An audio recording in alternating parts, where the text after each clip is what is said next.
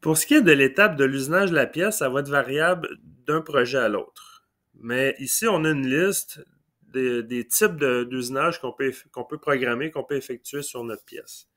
Pour commencer, on a un surfaçage. Ça peut être en une passe ou plusieurs passes, mais avec la fraise à surfacer, on va venir soit nettoyer le dessus de la pièce ou mettre à épaisseur, à dimension.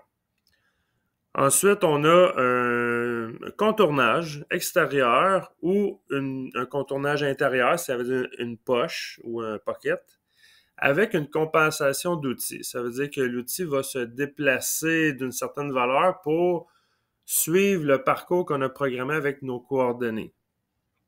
Ensuite, on va pouvoir faire du rainurage avec le centre de l'outil. Ça, c'est un rainurage.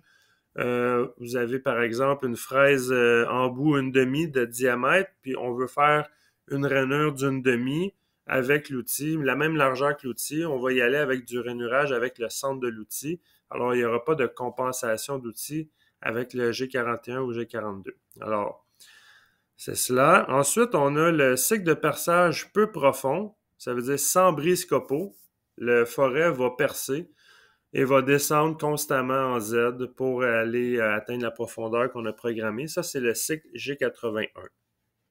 Tandis qu'on a le cycle de perçage profond, où est-ce qu'il y a un brise-copeaux, un peck drill en anglais qu'on dit. Alors ça va briser le copeau.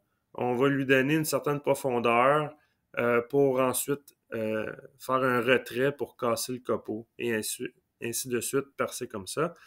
Ça, c'est le G83. Ensuite, si on a besoin de faire un taraudage, un trou fileté, ça va être en G84.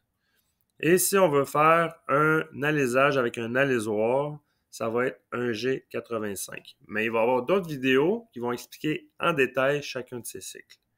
Alors, comment que ça se présente dans notre programme, dans la structure d'un programme?